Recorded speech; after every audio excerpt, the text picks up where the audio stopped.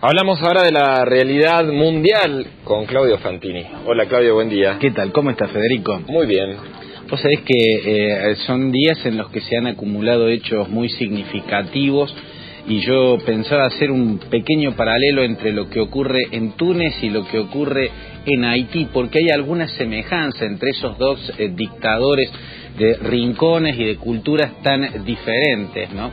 Ezzeddine Al-Abidine Ben Ali, el líder tunecino, el autócrata tunecino que acaba de caer, y Jean-Claude Duvalier, el ex dictador haitiano que acaba misteriosamente de regresar a Puerto Príncipe, a la capital haitiana, sin que nadie sepa por qué.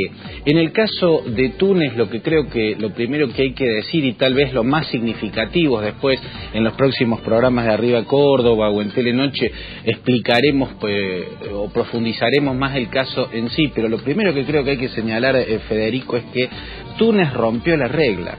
Túnez es ese pequeño país que está en el norte de África, que tiene solo fronteras con Libia y con Argelia, y luego la costa mediterránea, antigua tierra de tirios, de vándalos, de bereberes. De ahí era Cartago, ¿no es cierto?, y su gran jefe guerrero cartaginés, Aníbal.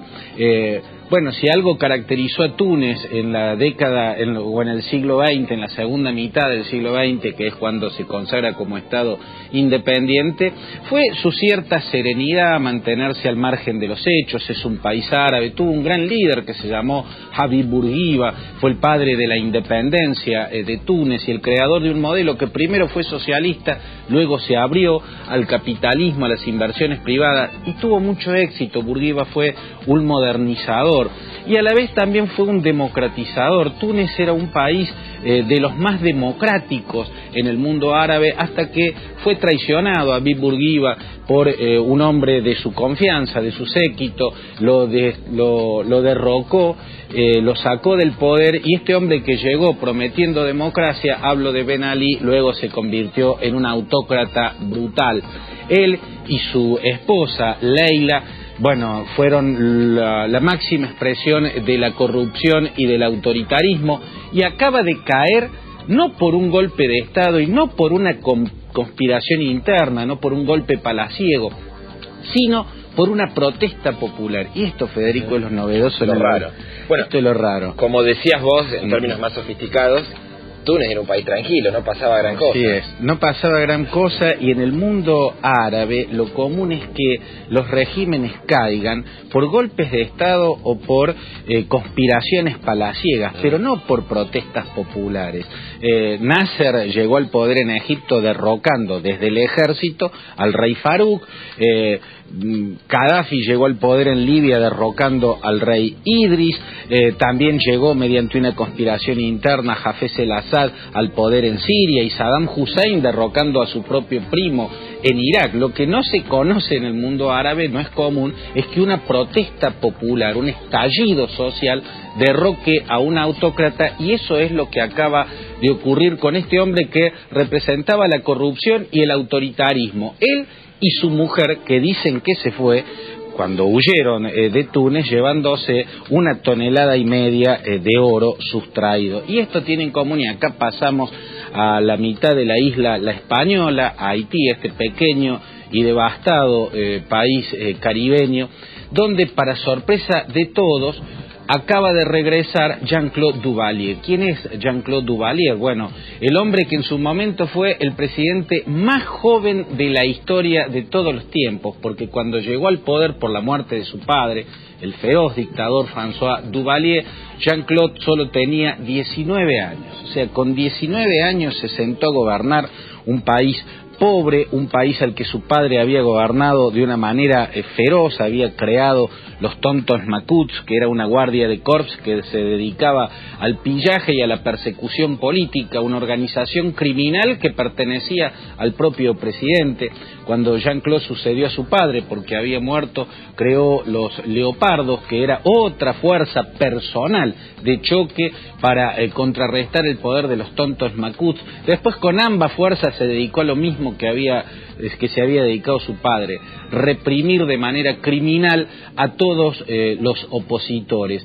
Tenía una mujer tremendamente corrupta, Michelle Bennett, así como Imelda Marcos en Filipinas se había hecho famosa por sus frivolidades y tener, entre otras cosas, la colección de zapatos más grande del mundo. No sé si tenía 30.000 o 50.000 pares de zapatos. Bueno, Michelle Bennett tenía la colección más grande del mundo de tapados de piel, lo cual es ofensivo en un país caribeño, no hace frío nunca, y tenía la colección más grande del mundo de tapados de piel.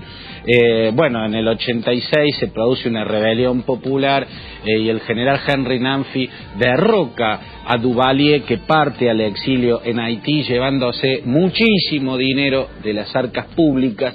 Vivió en el exilio en Francia, llegó a la bancarrota a mediados de los 90 porque también derrochó todo lo que se había robado en su país. Entonces empezó a querer volver muchas veces, hasta en el 2006 o 2007 pidió perdón en una nota pública por sus crímenes y por sus robos al pueblo haitiano, pero una cosa estaba en claro: si volvía a Puerto Príncipe iba a ser detenido y juzgado por toda su corrupción y por las violaciones a los derechos humanos. Bueno, finalmente volvió. Todavía no lo detuvo nadie, no apareció ningún fiscal ni ningún juez a detenerlo, a pesar de una inmensa colección de crímenes y de corrupciones. Y creo yo, Federico, esto es una muestra de lo que es un Estado absolutamente quebrado no solo económicamente por la devastación que le provocó el terremoto y luego la malaria, no solo quebrado moralmente por la pobreza, la miseria que lo está asolando, sino también quebrado como organización. O sea, está estructuralmente descompuesto hasta punto tal que llega un famoso criminal y no tienen con qué detenerlo, ¿no? Creo que la vuelta de Haití, además de misteriosa, es una postal de la descomposición política y social de ese desolado pueblo. Muchísimas gracias. Gracias, Federico.